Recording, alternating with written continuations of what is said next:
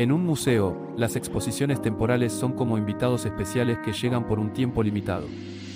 Pueden ser sobre arte, historia, ciencia o cultura popular.